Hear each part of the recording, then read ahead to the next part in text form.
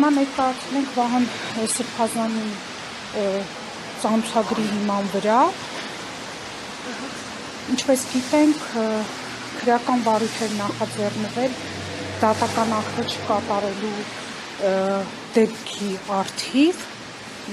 ու շատ անհասկանալի պատահական չի էլի, որ ժպտում են, որովհետև այդ քրեական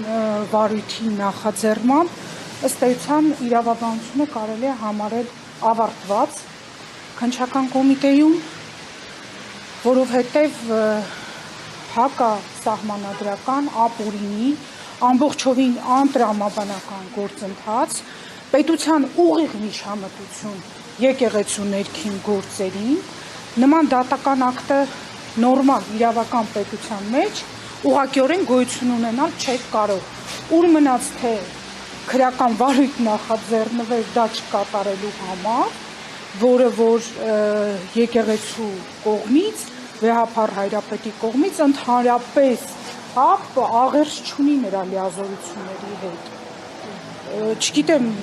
եւ բարդ եւ պարզ մեր հասարակությանը պարբերաբար բացատրել ենք, որ ներկայիս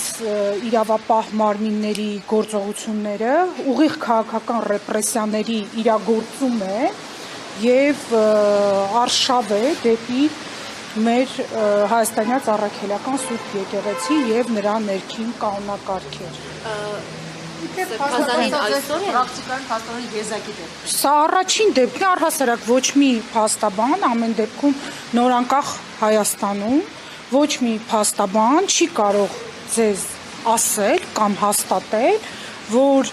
եղել է մի իրավիճակ, երբ որ դատարանը միջամտել է եկեղեցու ներքին գործերին ու ինչ որ կանոնակարգերին վերաբերող ակտեր է կայացրել։ Սա շատ այս պահին այո, մեկ հոգևորական Վահան Սրբազան Հովհաննիսյանի։ Տիկին Ֆարմանյան հիմա այս պահին գերագույն հոգևոր կորեկտի բոլոր եպիսկոպոսների նկատմամբ փաստորեն բոլորը մեղադրյալի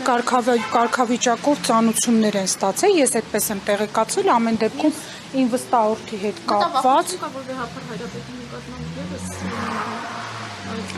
Ես չգիտեմ, ես մենակ ձեզ մի բան կասեմ, որ վեհափառ հայրապետն անձեռնմխելի է։ Այս գործընթացն ամբողջությամբ ապօրինի է եւ մեր ոչ օբյեկտիվ իրականության մեջ, ոչ իրավական նորմալ իրավակարգի պայմաններում գոյություն ունենալ ուղղակի չէր կարող։ Չգիտեմ, սա մեծ արկածախնդրություն է,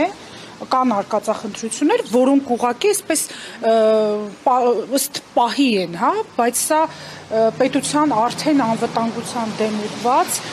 քայլեր են եւ սա մեծ արկածախնդրություն է, որը որ շատ վատ ավարտ է ունենալու։ Խնդրեմ։ Մյուս սրբազանների նկատմամբ խափանման միջոց է կիրառվել երկրից բացակայելու արգելքը, որը ըստ Ֆանյանի խոչընդոտել է եպիսկոպոսաց ժողովի կայացմանը։ Դուք ինչ եք կարծում այդ Ես էլ նույն կարծիքին եմ, ինչպես որ հա մեր գործընկերները նշել են, ես հիմա չգիտեմ ինչ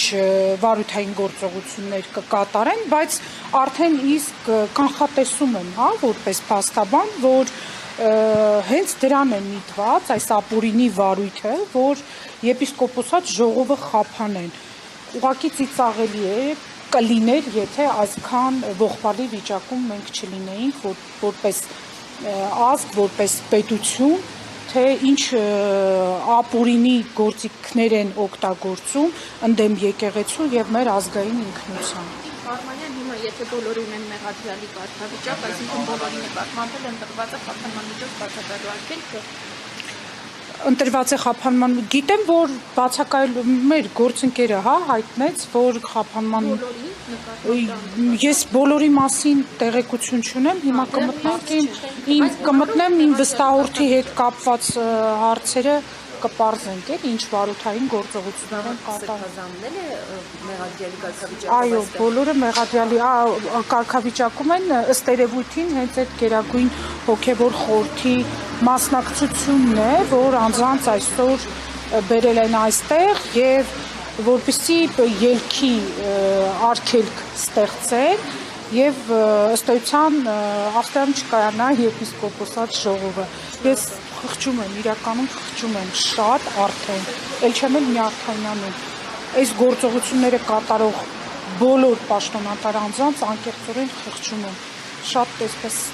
վատ վիճակում են էլի իրենք, հոգևոր վատ վիճակում։